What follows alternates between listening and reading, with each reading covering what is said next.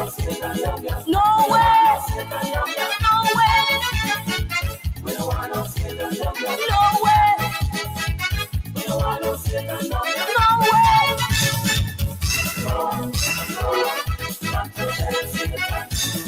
Fire! Fire for you!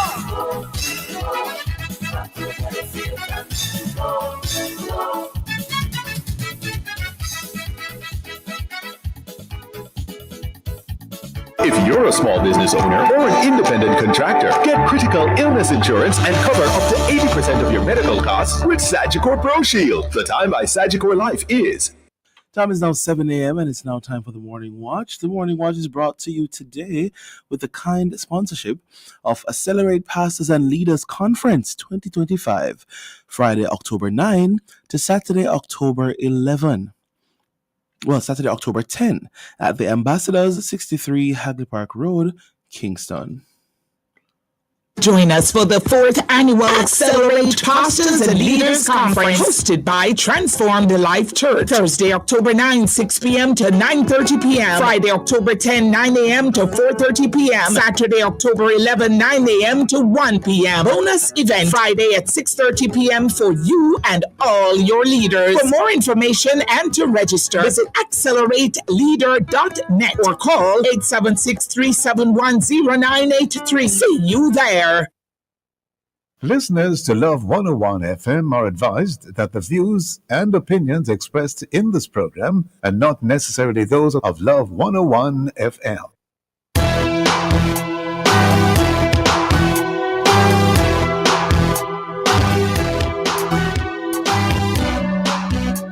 Welcome to the Morning Watch on Love 101 FM. I'm your host, Dylan Toussaint. A special welcome to our listeners on love101.org, and if you're overseas and on the move, U.S. listeners can access us at 712-832-8001. And if you're in the UK, 0330-332-6541, or join us via the Love 101 FM app that can be downloaded from the Google Play Store or the Apple Store. You can also join us on Love 101 FM Facebook and YouTube Live. In the first watch today, the importance of the PTA in education. And in the second watch, body-worn cameras and the reported rise in fatal shootings by the police. For our social media question, we ask, should the police wear body cameras while on operations? We're asking you to share your responses on our Love 101 FM Facebook page and YouTube channel, and also on WhatsApp 876-997-3125 using the hashtag The Morning Watch. We'll share your responses later on in the program, but before all of that, here's our quote. All right. Good morning. Good morning. Good morning. So today's iQuote says, "Injustice anywhere is a threat to justice everywhere." And this one is from Dr. Martin Luther King Jr. Yeah. Morning, Joka. Good morning. Good morning. Yes. A very, very important quote there. Mm-hmm. Applicable, I believe, to our second watch. And we need to bear this in mind. Indeed, injustice anywhere is a threat to justice everywhere. Mm-hmm. First watch after this break.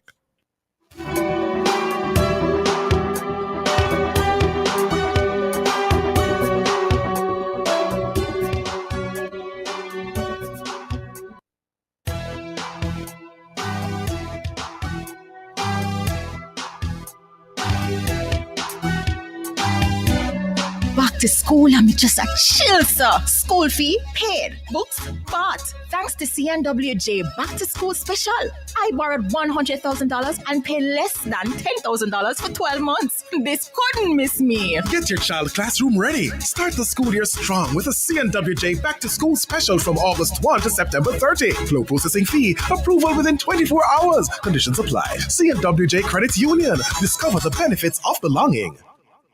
New semester, your time to win. Pick up True products and you're in. True Ship, True Milk, and True Juice. True Almond and True Mold too. Refresh your semester in True Style. Purchase any 6 True products between August 28 and October 13 for a chance to be one of 3 grand prize winners of $200,000 or 7 weekly winners of $15,000 in supermarket or gold vouchers. Visit Tradewin Citrus on IG for details. New semester, your time to win. Refresh your semester in True Style. Conditions apply. Authorized by the Betting Gaming and Lotteries Commission. It's the Super Savings Sales event you can't afford to miss. Now on at Home and Things. Massive deals on almost everything in store. Tiles, bathroom fixtures, faucets, vanities, lightings, windows, doors, home decor, and so much more. Upgrade your space with unbeatable savings on all your construction finishes from Home and Things. But hurry! It's for a limited time only. Follow us on Facebook, Instagram, and TikTok for more. Don't miss the Super Savings Sales event now on at Home and Things, Old Hope Road and Constant Spring Road. Get ready to take a trip down memory lane this Throwback Thursday inside Alive 1 to 5 with yours truly, Sarah and the Chirpy One. Tune in at 1:45 for a whirlwind of wordplay with Menticize. Prayer Warriors unite, fuel your faith and ignite your spirit at 2 p.m. with Prayer Blast. At 2:15 inside Piece of the Past, we look at something from the past. At 3 p.m., take a musical trip back in time with our Throwback Thursday playlist. At 4:30, stick and stay for more fun coming your way as Auntie Vashti wraps things up with the Small People Show. All this and more will come alive this Throwback Thursday with me, Sarah and the Chirpy One on the family station, Love 101. Come on now, boom. Everybody, boom. Come on now, boom.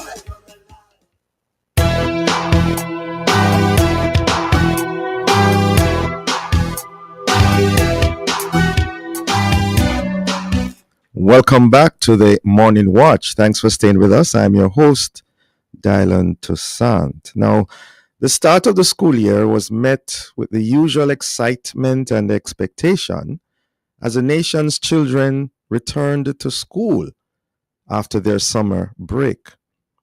But mixed with that was outcry over new school rules, children being turned away, locked out of school, parents up in arms about the rules their children were being subjected to, etc., etc. But how shall the twain meet? And how can the home and the school work together in the best interest of the children? Well, to answer this and other related questions, we have online Stuart Jacobs, President of the National Parent Teachers Association, and Linton Ware, Vice President of Jamaica Association of Principals and Vice Principals. Good morning to you both. Good morning to you, sir, Principal Linton. Yes. Morning, gentlemen. Great. Good to have you both with us again. I begin with you, Stuart Jacobs. Read this, the PTA. As far as you are aware, what was the rationale behind the formation of the PTA and how has it evolved over the years, especially in terms of its role and function? First of all, PTA is an extension of the home, and the home is an extension of the school.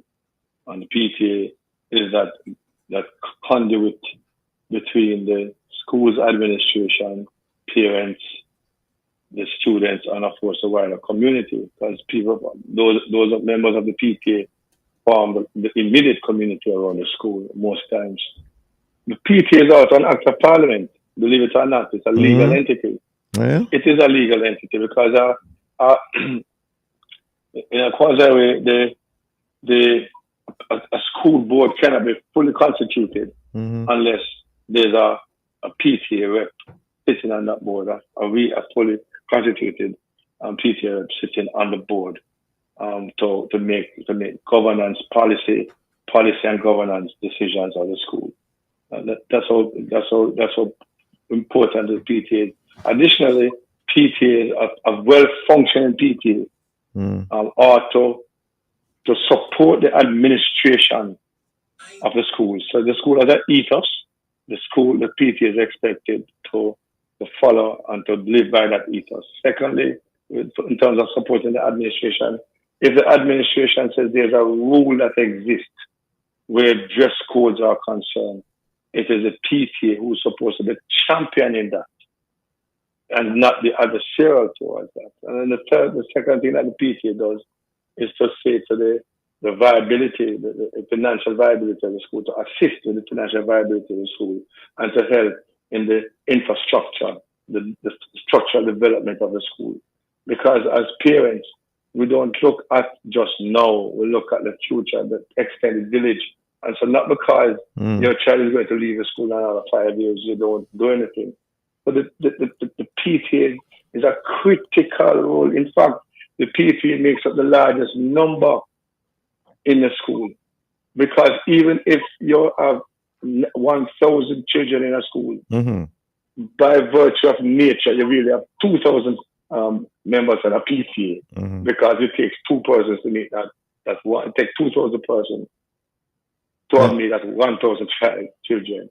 So by virtue of numbers, by virtue of influence, by virtue of energy, PTA is most important, and I'm sure the principal will agree with me. All right, Linton Weir, do you agree with him? I certainly agree with our president. Mm-hmm. And the thing about it too, one of the things that we need to understand clearly is that when we put the rules together, it's not a situation where the principal put the rules together. The rules are constituted by a group of individuals. So it involves the PTA. PTA must be a part of that meeting in putting together the rules and the responsibility as it relates to our students. The president of the student council has to be a part of it as well. So we're talking about an entire board that comes together to fashion the rules and the regulations. So the mere fact that the president of the PTA sits on that board and helps to fashion it, it is simply saying that the individual that sits there represents all the parents, and that individual have a serious responsibility to communicate and to share with all parents, to say to the parents that, look, we are going to be sitting to put together the rules and the regulation of the institution. What will be your input? And that individual will be communicating through meeting, whatever means. And then we all sit together to put together the rules and the regulations. One of the challenges that we have been having, one of the challenges that we have been having is that a lot of the parents who are not about the rules and the regulations, you wonder to yourself if they are the ones who are providing this total supervision to the home. And a lot of times what we find happening is that the children themselves seem to be the ones who are in charge, and they're going to be saying to the parents that this is what I want. When you have strong home and strong parents, you don't have those pushback.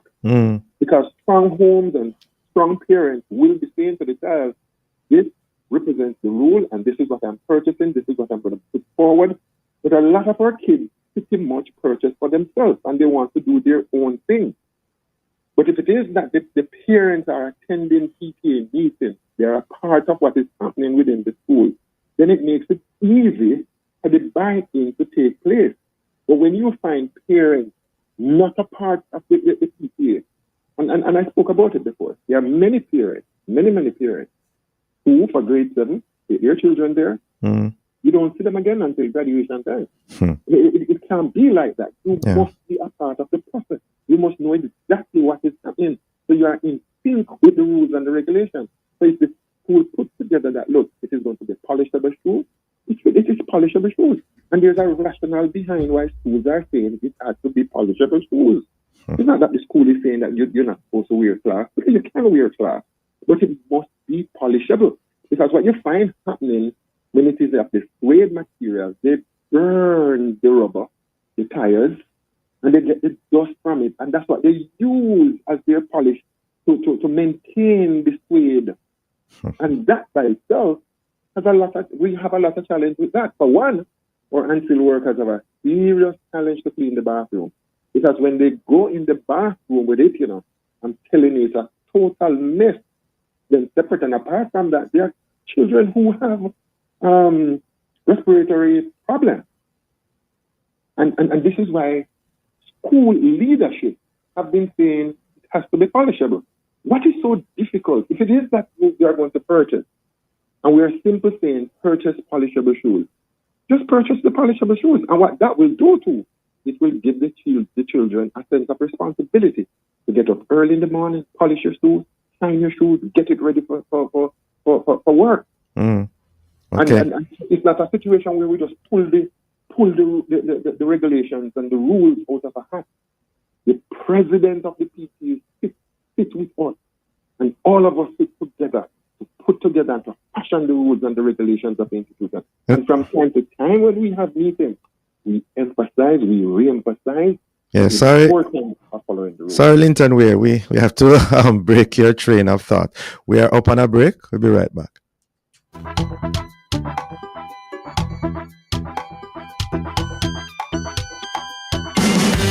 We know you're making every dollar work harder, choosing carefully, buying what you need, and making it stretch as far as you can. That's why Grace is giving shoppers discounts on over 20 of your favorite Grace products when you cash out at participating supermarkets. It's our way of helping you sweeten moments together, share more meals, and take care of the people you love. Make a good move with 20% savings from Grace. Here's why you can't afford to miss the Morning Watch. I love listening to the Morning Watch because topics are discussed and issues are highlighted that are of major importance, which in turn edify me. The Morning Watch, Tuesdays, Wednesdays, and Thursdays. I like listening to the Morning Watch. I find it very informative. I find it very interesting. The topics that are covered are very, very wide. The Morning Watch, thought-provoking, insightful, current. Listen for the probing questions with attorney at law Stokely Marshall and the in-depth discussion with Reverend Dr. Dylan Toussaint. Every Tuesday, the Morning Watch is brought to you by Bashco. Bashco, the store that gives you more.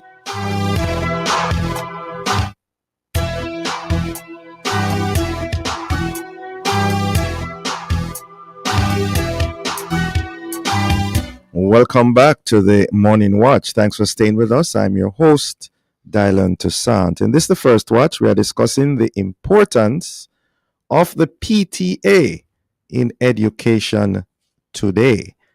And in so doing, we have online Linton Ware, Vice President of Jamaica Association of Principals and Vice Principals, and Stuart Jacobs, President of the National Parent Teachers Association. I think before the break, Linton Ware, you were, responding and telling us your concerns.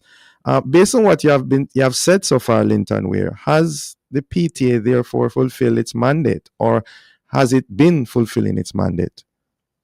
I think our PTA has been fulfilling the mandate. What you find happen many times though is that when we call PTA meetings, when PTA meetings are called, the parents that you really want to have conversation with, those are not the parents that are coming to your PTA meeting. It's pretty much those who have been converted already and those who understand. Yes, the PTA will have to do more in terms of membership. That sort of a support is going to be very, very important. But I think the PTA they have been doing a wonderful job. Last night we had our PTA meeting, and we had one last week Wednesday, and we had a continuation last night. And I'm very, very, very happy for the sort of support that we have been receiving from our parents. I mean, we would have told them a vision from last week Wednesday, and we continued it last night. And the vision is a beautiful one, and I'm very, very happy for the support, because there's no way we can run an institution effectively if our parents are not on board. And our parents have to understand that whatever we're doing is for their best interest and their children's best interest. And it's very, very easy to supervise a school, to run a school, and your parents understand clearly, and they are providing the sort of support. Support is very, very important. I think the PTA, they have been fulfilling the mandate, and I'm very, very happy for Stuart Jacobs. He has been doing a wonderful job as the national president, and that by itself is very, very important. Great. Stuart Jacobs, Linton Ware is giving you some good marks there, some good grades. Thank you. All right. Good marks, sir. Good marks, sir. Anecdotally though, Stuart Jacobs, what would you say has been the average attendance of parents and teachers at these meetings across the island? And generally speaking, what takes place at these meetings? Okay. 30%, I would say 30% attendance. the first term usually have about 70%. 70? And 70, yes, because especially the grade 7 students coming in, or the grade 1 students, the first timers coming in.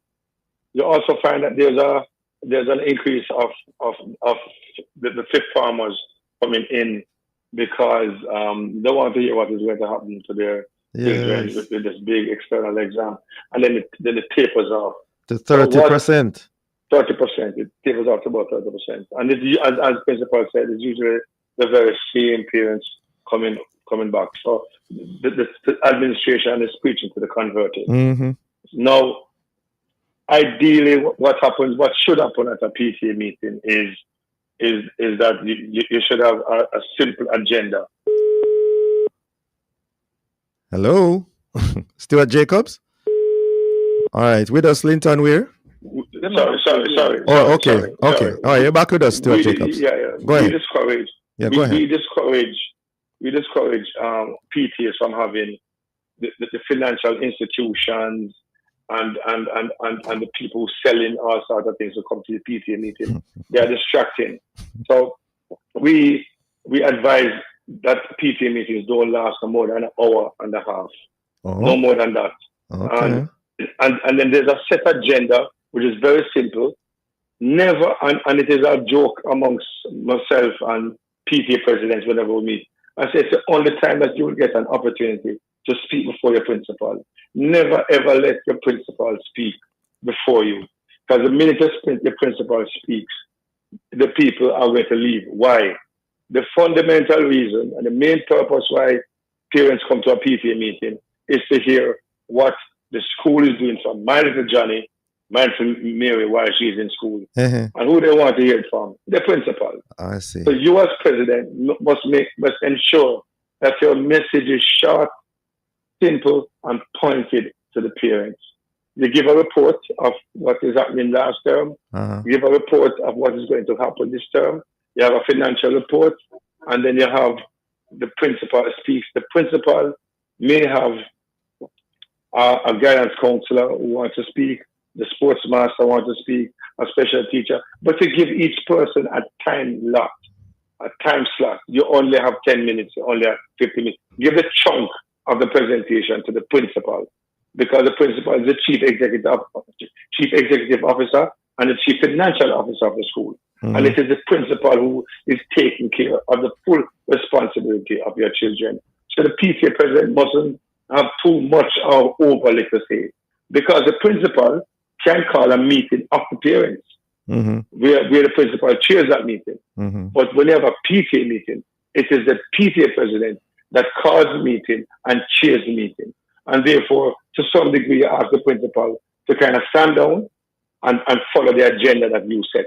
But it mustn't be an hour and a half. And I urge PTA presidents and PTAs, do not have the financial institutions and all kind of people coming to your meetings and taking up the chunk of your meeting.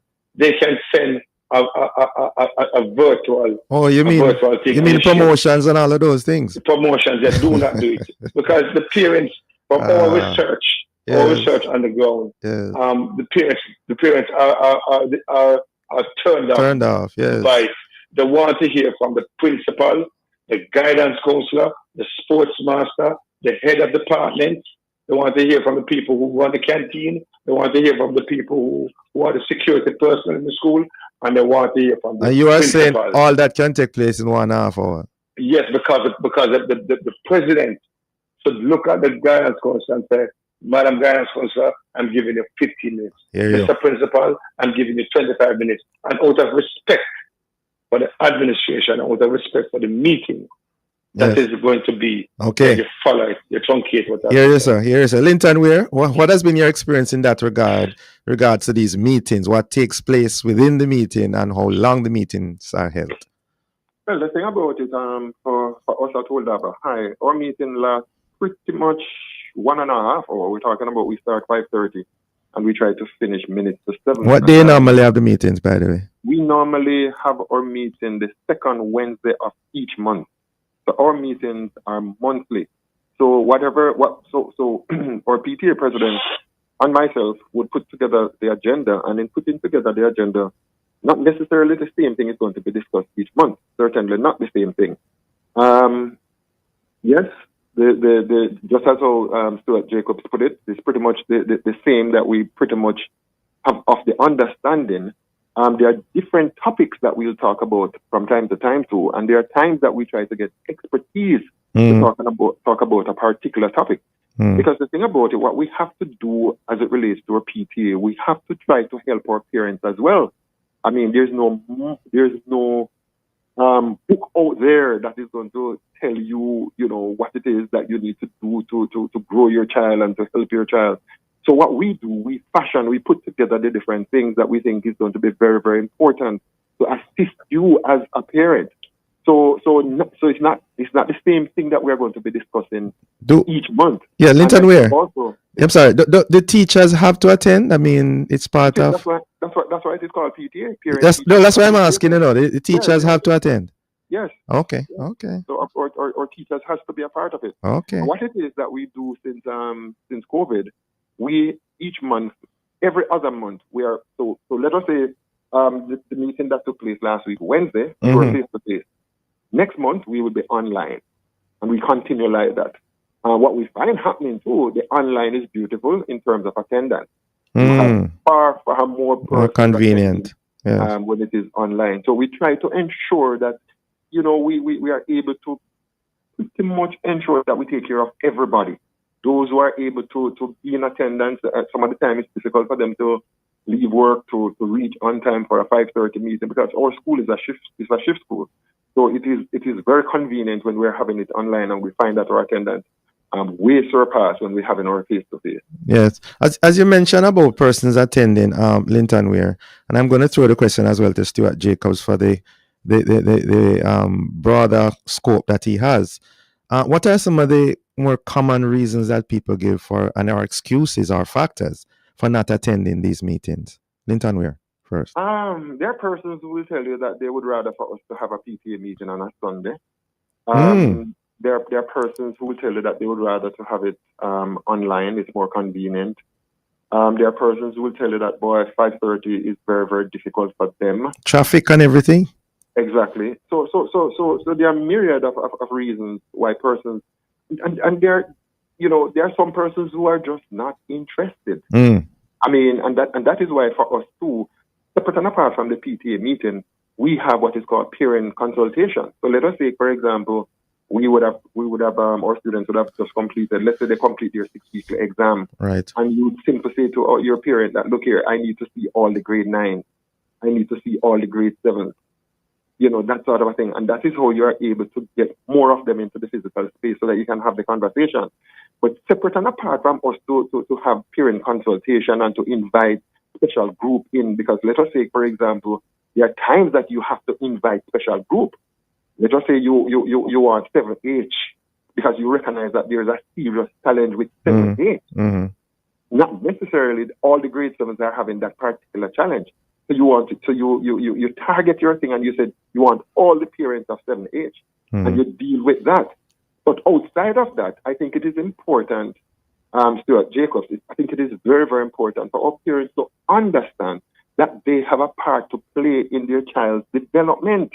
And when we call meetings like a PTA meeting or a consultation, we are not calling these meetings to waste your time. It's important things that we want to get across to you for you to understand. And what Jacob made mention too, because let us say grade 7, you're going to have full attendance at your first meeting. 70%. And let us say, for example, when it's time for our parents to pay for CXC, you're going to have good attendance.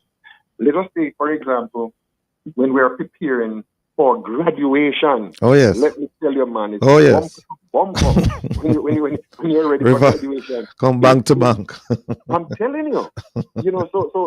So you have your highs and you have your lows, and the parents decide in their own mind what meeting when they're going to attend and that sort of a thing. Yeah. We would love for them, because remember, each child has 2 parents.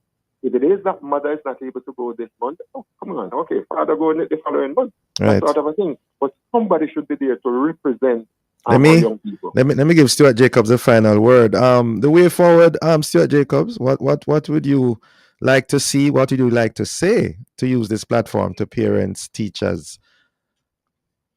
There's a great understanding that creates the synergy between the school and you, the parent. You send your children to school to be better than you are at your present state. You send your children to school so they can fit into society, to add value to society and to themselves. The PTA meeting is where you get information, you get the energy that is going on in the school, and you can make informed decision where your child is concerned. That is where you create a bond between those teachers, that principal who's taking care of your children every single day when you're sending Therefore, them. come to the meetings. Therefore, come to the meetings. Yes, yeah. Participate Yes. and add value. Great. Do not be adversarial to the administration. Great, Stuart Instead, Jacobs. be You the mentioned close friend. time earlier. We're out of time. Thank you, gentlemen, for joining us, and keep up the good work. Both of you, keep up the good work. All good. Okay, master. All the best. Great. Come on, all the best. Listeners, the Morning Watch will return in just a moment.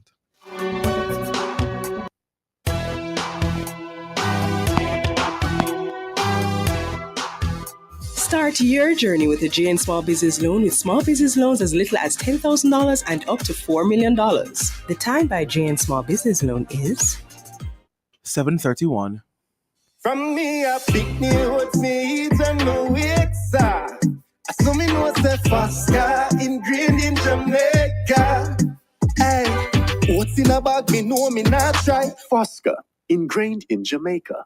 One Tang packet, some water, and suddenly you've got for everyone. That's the magic of Tang. It goes a long way and tastes even better. Refreshing, fruity, and now with vitamin C, D, zinc, and fewer calories. It's the drink that fills your glass and the moment. Tang, more flavor, more to share, more to enjoy. Tang, the drink that starts the fun. Are you ready for something mega? Spend $6,500 or more before GCT. Drop your entry in the box and you can win a 2025 Hyundai Toussaint. It's the Mega Wheels Tour promotion. April 5th to September 28th. Second prize, a $50,000 shopping spree every month for a year. Third prize, a $30,000 shopping spree every month for a year. Brought to you by Hyundai, Restaurant Heineken, True Milk, Rex, Walker's Wood, Downing, CPJ Daiquiri, and Carryburst. Choose Concentrate. Only at Megamart. Locations island-wide. Megamart. Best value by far. Authorized under Section 58.3 of the Rating Gaming and Laws Act. Mama work hard, for real. She do the most to send me and my brother go school.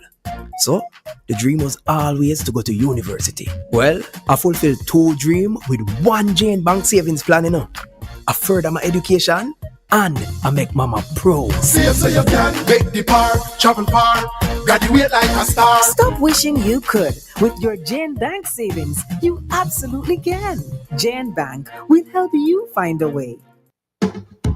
Are you ready to step into increase? Join us for the 4th annual Accelerate Pastors and Leaders Conference hosted by Transformed Life Church, a power-packed 3-day conference designed to inspire, equip, and empower you as pastors and church leaders. Thursday, October 9, 6 p.m. to 9:30 p.m. Friday, October 10, 9 a.m. to 4:30 p.m. and Saturday, October 11, 9 a.m. to 1 p.m. Plus, we have a bonus event Friday at 6:30 p.m. for you and all your leaders. Come and connect with visionary speakers and engage in dynamic sessions to help increase your input in your church communities like never before. For more information and to register, visit the website at accelerate.leader.net or call 876-371-0983. See you there.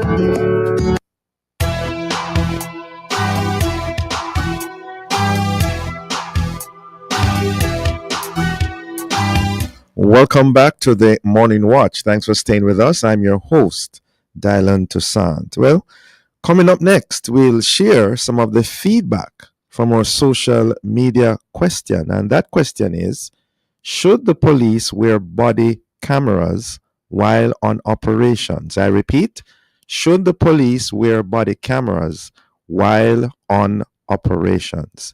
We're asking you to leave a comment on our Facebook page and the YouTube channel, Love 101 FM Jamaica, or WhatsApp 876-997-3125. We'll be right back.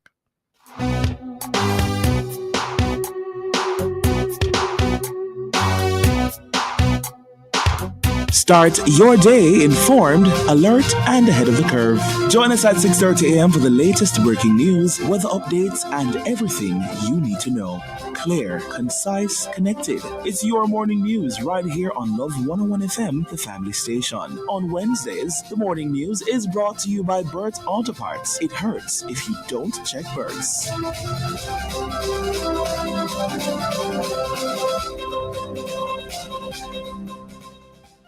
As a contractor, I never work without a plan. As an electrician, protection is always a priority. If you're a small business owner or an independent contractor, there's a plan that gives you protection and coverage. Sagicor Pro Shield. Get up to $1 million critical illness coverage and cover up to 80% of your medical costs for as little as $15,510 every 3 months. Get the protection you need with Sagicor Pro Shield. Call 876-936-7784. Conditions apply. It's the Super Savings Sales Event you can't afford to miss. Now on at Home and Things. Massive deals on almost everything in store. Tiles, bathroom fixtures, faucets, vanities, lightings, windows, doors, home decor, and so much more. Upgrade your space with unbeatable savings on all your construction finishes from Home and Things. But hurry! It's for a limited time only. Follow us on Facebook, Instagram, and TikTok for more. Don't miss the Super Savings Sales Event now on at Home and Things, Old Hope Road and Constant Spring Road. Why free? Every community, this is the security plan. Yeah, it need all our we. Yo, make your vote. Everybody want a safer country right now. Start up. That one and CSP. What up? Marcus education and the key. Start up. Crime prevention better than cures.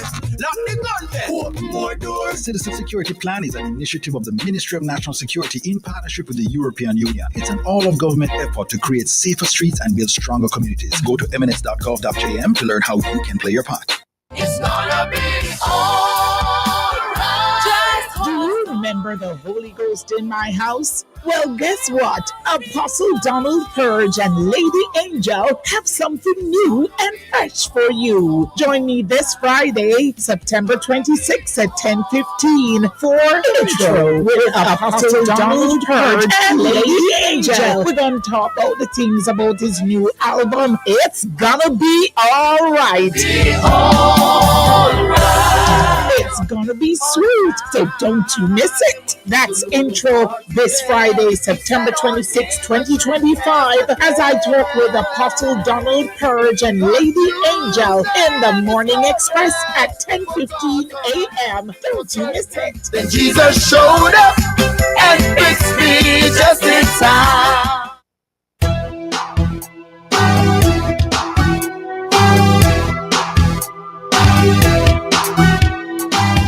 Welcome back to the Morning Watch. Thanks for staying with us. I'm your host, Dylan Toussaint. Let's now join Jokal for a look at how our Facebook, YouTube, and WhatsApp friends answered today's question: should the police wear body cameras while on operations? Jokal.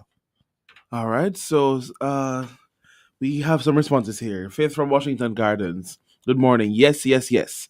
For themselves and for citizens, for honesty and accountability. Blessings. Pastor Harold Steve Blair says the police should wear cameras as transparency, especially in the matter of murder. In every avenue of life, we will be questioned regarding actions.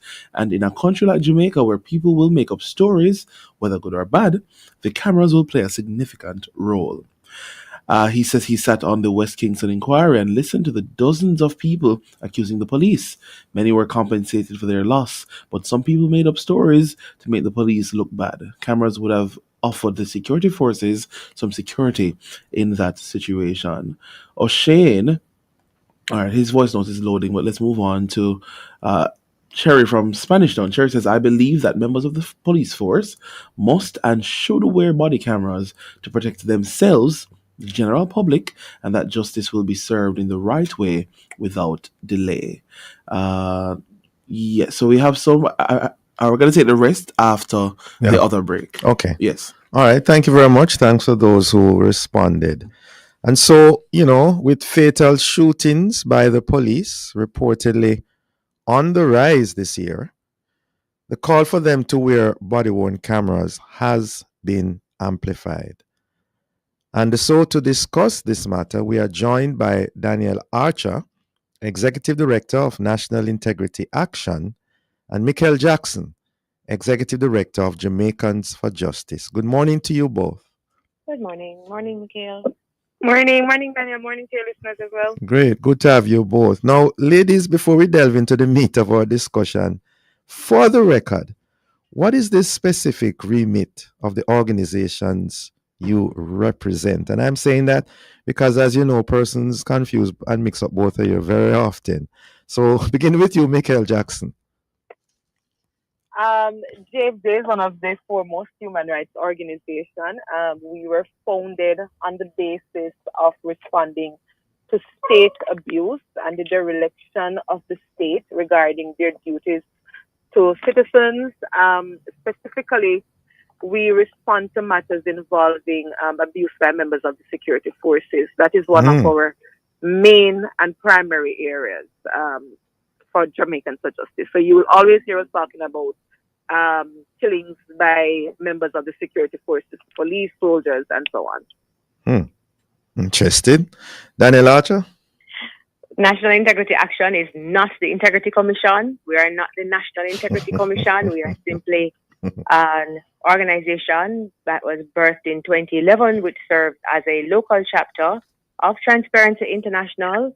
Our work complements the work of Jamaicans for Justice as we seek to build a culture of integrity and accountability, as well as to encourage participatory democracy across the island. Okay. And you don't have any specific remit alleged abuses by the security forces? Well, we supplement the JFJ because we look at it from the lens of what it takes to have accountable structures that are transparent, structures that promote integrity, and structures that build public trust. Because you can only have a successful participatory democracy when you have public trust, a positive public trust. And so we support the work by calling for integrity and accountability in public action. Okay. So we would take the position that as it relates to body cameras, as your listeners have said, it enhances integrity, it promotes accountability, and it definitely improves public trust. Okay. Now that we got that out of the way, Michael Jackson, what are the latest figures you can share with us? Fatal shootings by the security forces this year so far. And how do they square with other years? Yeah, I was just about to start there. You remember what happened in 2010 regarding Tivoli, and we call it Tivoli incursion because that community was subjected to armed security forces to extradite an individual. And that year, the numbers remain, the final numbers are unknown, but it is estimated to be over 400, right? That was 2010. Fast forward to 2013, we had 258 killings that year by the police force.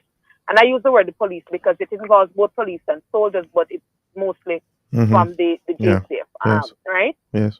That was 258.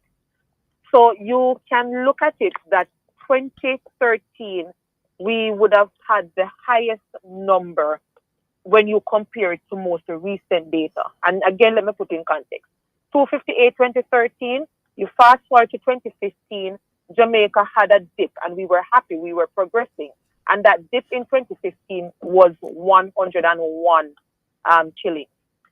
And then we started seeing the numbers trending upwards. So 115, 1 year, I don't remember the exact year for that, 115, then 127.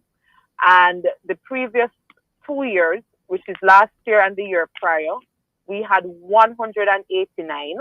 And the previous year was 155. So you get a sense that we had a dip and then we kept going upward. There was an upward trend. Mm-hmm. In 2025 now, year to date, Jamaica has 226 killings by members of the security forces. 226. So let's put that number in context. The 226 represents 19% increase compared to the entire calendar year of 2024. The 226 means that we are a few, what's that now? About 30 shy of 2013. The 226, when you compare to the corresponding period of 2025, is a 73% increase. And I use those different periods and calculations so the public can understand that the numbers are in fact alarmingly high, and we are regressing as a country when we look at the fact that that 226 is reminiscent of 2013 258. The 226 again, 19% more than the entire calendar year of 2025. Stick up in right there for us, please, Michael Jackson. We are up on a break. We'll be right back to hear more from both of you.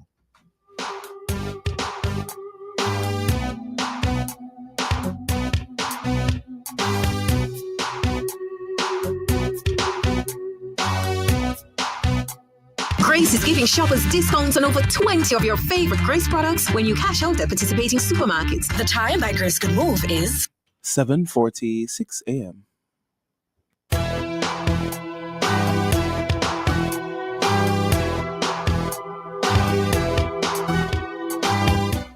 Welcome back to the Morning Watch. Thanks for staying with us. I'm your host, Dylan Toussaint, and this is the second watch. We're looking on body cameras and the reported rise in fatal shootings by the security forces. In so doing, we have online Michael Jackson, who is the Executive Director of Jamaicans for Justice, and Daniel Archer, Executive Director of the National Integrity Action. Before the break, Michael Jackson, you're on a roll in terms of the figures, 226 this year, a 19% increase, you said, over last year.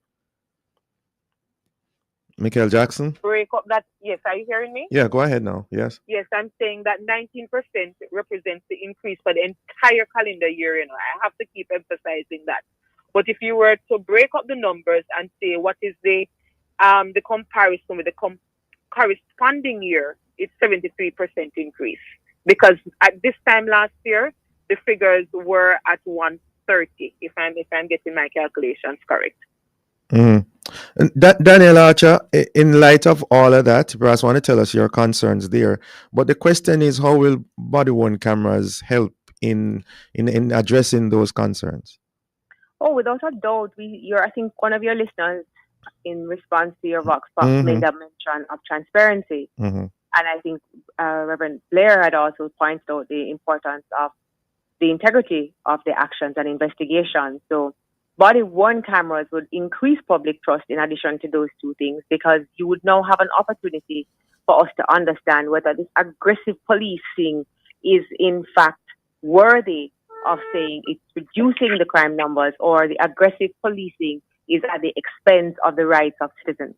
I think what I want to make clear here is oftentimes we speak about a rising crime rate and people say the criminals we are supporting, or JFJ is supporting victims as opposed to criminals. What must be clear to everyone is that whether you're a criminal or not, you're still a citizen. And if you're a citizen, you're still entitled to what? The protection of the law. It doesn't make you any less. It doesn't take away your humanity. It doesn't make you scum that you can be treated below the level that the law sets for every citizen. Yes. And the concern that I would have, and the concern that anyone who promotes democracy is going to have, is whether or not, rather than taking these people to the court, the police are being judge, jury, and executioners.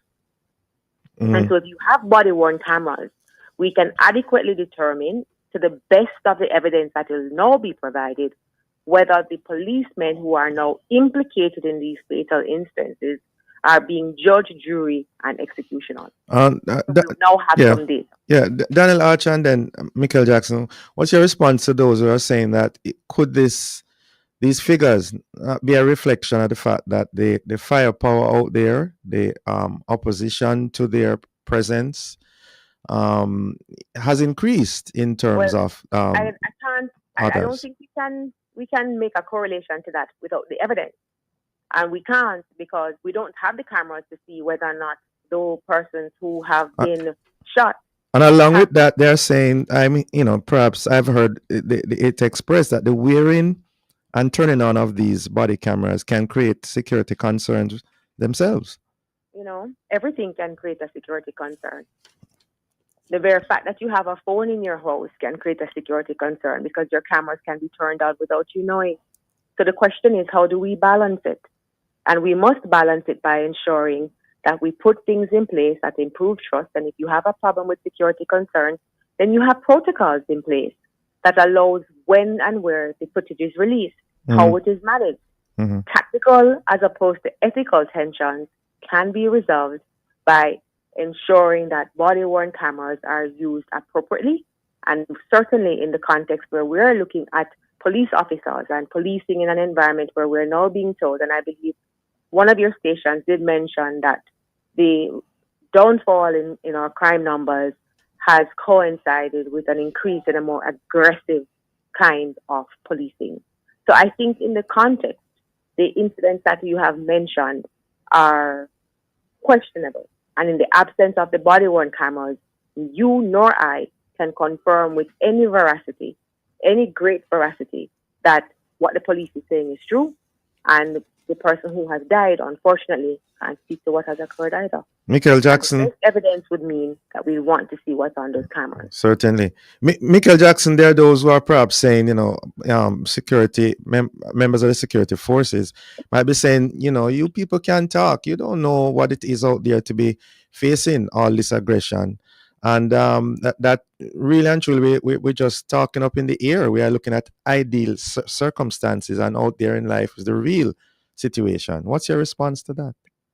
I always have to start, and I'm happy for that question, because there are real life circumstances and realities that the police face, and we're very much cognizant of that. And I think it's important always in these interviews for me to reiterate on JFJ's behalf that if the police is the subject of any harm, or if there are any civilians who are close by who may very well be armed by armed gunmen, then the law itself demands two things. You have the protection of self-defense, and the police, they have a duty to protect others. And I think that is without any debate, and I don't think any sensible person would be debating that. The police must protect themselves and others. However, we're saying that the body cameras provide an opportunity for there to be reduced questions, especially facing another reality of couple things historically and now. Historically, if you open an Indicom report, you will see things such as allegations of planting of weapons on an individual who has been killed. Allegations. If you open an Indicom report, you will see instances wherein the crime scene has been tampered with. If you open an Indicom report, you will read witness statements that may indicate that, guess what? This is the account that I have of this particular incident.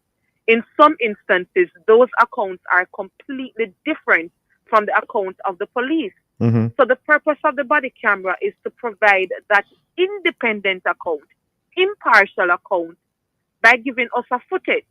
So it's important that we put that in context. The other reality I want us to put in context here as we have the conversation, when you open an Indicom report and you listen to Indicom, 2 years ago, the number of police fatal shootings, 20% of them stemmed from planned operations.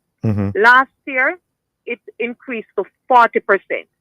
So in other words, of the 189 people killed last year, 40% of them stemmed from planned operations. If you look at the year-to-date 226 that I mentioned, and you listen to Indicom's leadership, close to 50% of those stemmed from planned operations. So in other words, the police, they have intelligence to say that person X at address A may be involved in a particular unlawful action, and I have enough to go and execute a search warrant. So because the police, they have the intelligence, they have the information to make a surprise visit, if you will, even if those individuals had a lot of M16 and all of these weapons, the fact that it's a planned and tactical operation, then there is a surprise element. And it cannot be that we're satisfied with close to 50% of police fatal shootings stemming from planned operation, given those variables. And with that in mind, JJ, we are saying that the body cameras, it serves the public's interest and transparency for those planned operations always to have body cameras. And their protocols are one when the body cameras will be turned off, safety, protecting people's privacy, which is why we say that it should be subject to legislation and not the protocol that currently exists, that is clearly not being followed. I'm happy you mentioned about protocol, because the other side of the coin, in a sense, is that in July, I'm seeing here in an Observer article and report that on the issue of body-worn cameras, the Commissioner of Police has declared that while he supports this move, it would be nonsensical to introduce them without the necessary infrastructural build-out to support the storage of data. And it goes on to say that that build-out is being done. Daniel Archer, your response to that? When we want to move with alacrity, we do. When we want to find the skill set, we do. We change offers, we change criteria to expedite a process. And I think this is one of those instances where if that process has begun, then we need to put some shoes on it. It needs to move much faster. Who is we in that way saying? Who is we there? Well, the government. When I speak of the government these days, I don't only speak of the Jamaica Labour Party or the People's National Party. The government, I often say, is the people. The people need to ask for more. If the people feel that body cameras are something that they want, they need to support the conversation. They need to go on the Jamaica Accountability Meter portal and send a letter to their ministers, their members of parliament. They need to be able to send a note, write in the Gleaner, go on social media, be present and ask for body cameras so that the process can be expedited, that the government who leads in parliament can understand that the people are asking for this to be done quickly. And the reason I say this, sir, with the greatest of respect, is that even if they support it, they have the wherewithal to keep it quiet and not promote the work because it serves their interests. Now, until we do something about it, when we start to ask for it, advocate for it, and not just from the position of Mikhail Jackson as JFJ or Daniel Archer as NIA, but as citizens, churches and groups, they're always going to tell us that they have not had the time to make sure that they have the proper protocols and infrastructure in place. Yeah, and I want to add to that. That's a lazy excuse for not ensuring that we do what we need to do to protect the criminals as much as they want to say they're protecting the police. Because the issue before us, the elephant in the room, is that we see criminals as being unworthy of protection, as being an opportunity or wasted life, that it has no value. And because we place no value on them, we place no value on prisoners, we think it's okay and an excuse to justify having a lower crime rate. Again, reviews expressed, not necessarily those of Love FM. Michael Jackson. Daniel Archer. Yeah, right. Yeah, Michael Jackson, you want to tell us what's your view on that?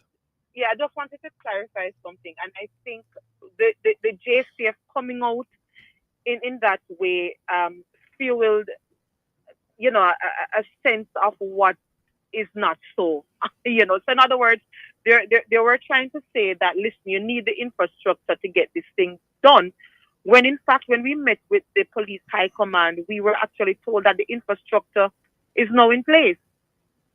So by making that statement, it suggested that this thing was not yet in place, but it actually now is. So there is no excuse for us not to have more body cameras. And I think the other excuse we may hear from the government is that there are cost implications. And I think we have to weigh the cost, the social cost, the ethical cost versus the financial cost. And then something social, ethical, and people's lives outweigh financial costs. I have to leave it there. It is now important for us to move with the procurement. We were told that they have 1,000 body cameras on the way for procurement. And got to leave it there, Michael Jackson. All right. Thank you both, ladies, for joining us. Have a safe and productive day. Thank you. Great. Thank you, listeners, for being with us. For information or get copies of this program, call our production department at 876-968-959627. This has been the Morning Watch. Thanks to our producer and our guests. Please join Mr. Stokely Marshall next week as he continues to look at the issues of the day. I'm Dylan Toussaint, reminding you to be purposeful, faithful, thankful, and of course, watchful as I return you to Love in the Morning.